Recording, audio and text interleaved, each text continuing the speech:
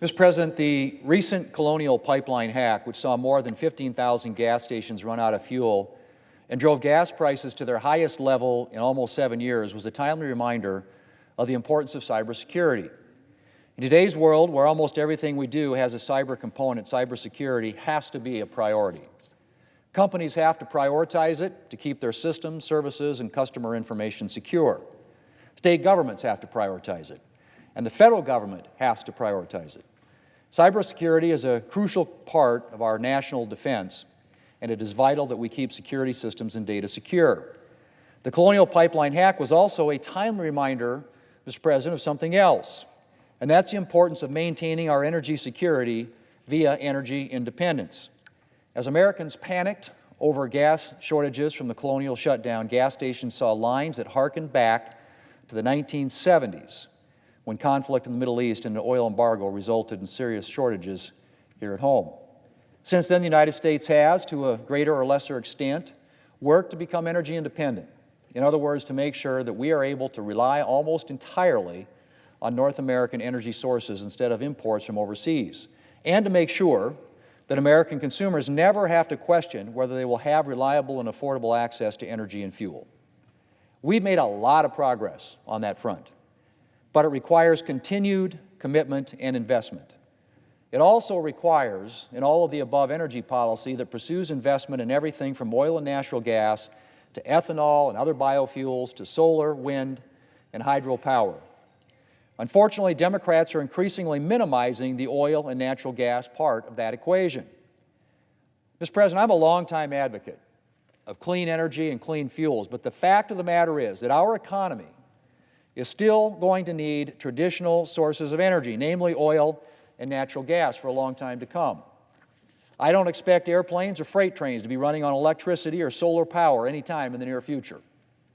Fortunately, as technology has advanced, it's become easier and easier to explore for, extract, and transport oil and natural gas in an environmentally responsible way.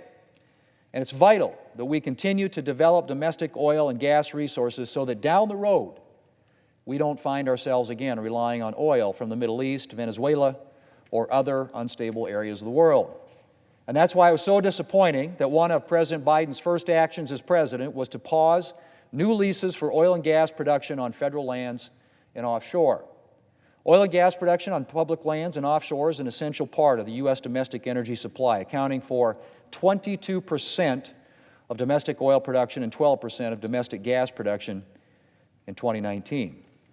Only a tiny percentage of public land is used for production, but the resulting oil and gas, natural gas, is significant. Halting new oil and gas drilling could jeopardize the stability of our affordable energy supply, and it would definitely jeopardize the hundreds of thousands of American jobs that are supported by this industry. Not to mention the billions of dollars of revenue the oil and gas development disperses to states and to federal programs like the Land and Water Conservation Fund. Mr. President, another early and discouraging sign of President Biden's hostility to affordable and reliable energy security came when he halted construction of the Keystone XL pipeline on the first day of his presidency. That one hit particularly close to home, since the pipeline would have run through 9 counties in South Dakota and brought economic growth to small towns like Phillip and Murdo. Mr. President, the Keystone XL pipeline has to be the most studied project, literally, in the history of our nation, probably in the history of the world.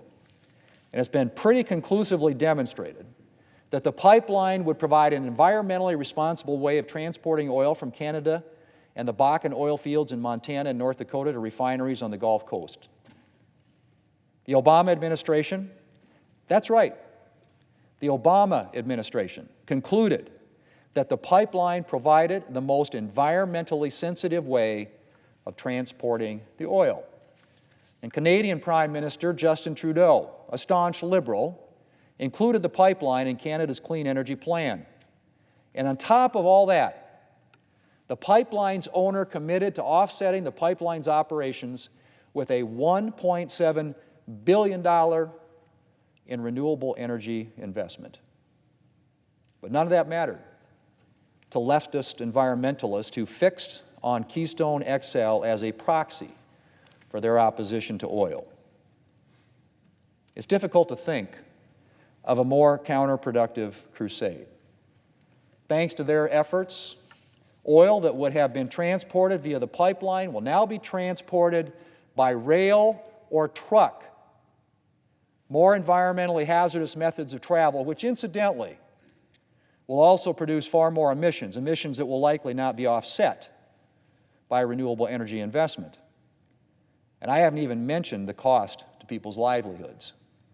The cancellation of the pipeline will end up costing 11,000 American jobs, most of them those good union jobs the President keeps talking about.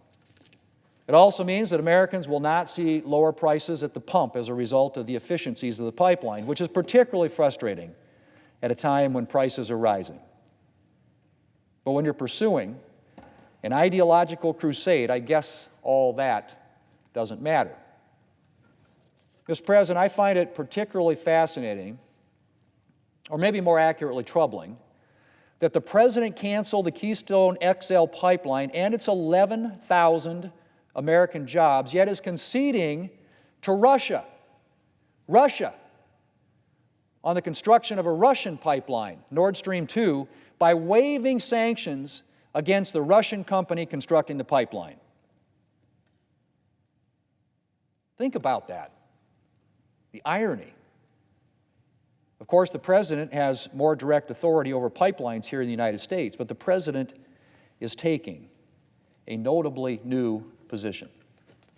The successful construction of Nord Stream 2 will further isolate Ukraine and deny the country billions in revenue as it defends against Russian aggression. And it will make our allies more dependent on Russia's energy monopoly for their energy supplies. The President has talked aggressively about countering Putin and Russian aggression, and his Secretary of State has talked explicitly about the importance of halting the construction of Nord Stream 2.